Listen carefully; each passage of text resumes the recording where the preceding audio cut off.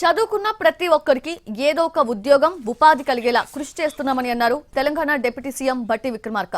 హైదరాబాద్ లోని TGN PDCL సంస్థలో ఎంపికైన జూనియర్ అసిస్టెంట్లకు నియామక డాక్యుమెంట్స్ అందజేశారు. గత 10 ఏళ్లలో నిరుద్యోగుల ఆశలు నెరవేరలేదని అన్నారు బట్టి విక్రమార్క. తమ ప్రభుత్వం వచ్చాక ఏడాదిలోనే 56,000 మందికి నియామక పత్రాలు అందజేసినట్లు చెప్పారు. విద్య మౌలిక సదుపాయాల కల్పనకు ఈ ప్రభుత్వం అధిక ప్రాధాన్యత ఇస్తుందన్నారు. భవిష్యత్తులో రాష్ట్రంలో విద్యుత్ డిమాండ్ 22,400 మెగావాట్లకు పెరిగిందని, అందుకు తగ్గట్లే విద్యుత్ శాఖ కసరత్తు చేస్తోందన్నారు.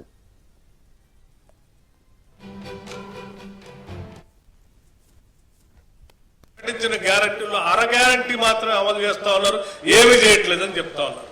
అంటే ఈ 10 సంవత్సరాల పాలన కాకుండా గతంలో కూడా అబద్ధాల మీదనే పుట్టినటువంటి ఆ రాజకీయ పార్టీ మొత్తం 10 సంవత్సరాల అబద్ధాలనే ప్రచారం చేసుకుంటూ ఉన్నది లేనట్టుగా లేనిది ఉన్నట్టుగా భ్రమలు కల్పించి బతికినటువంటి ఆ రాజకీయ పార్టీ సంబంధించిన నాయకత్వం ఇప్పుడు కూడా అట్లాగే భ్రమలు సృష్టించి ఈ ప్రభుత్వం మీద బురద జల్లాలనేటువంటి ఒక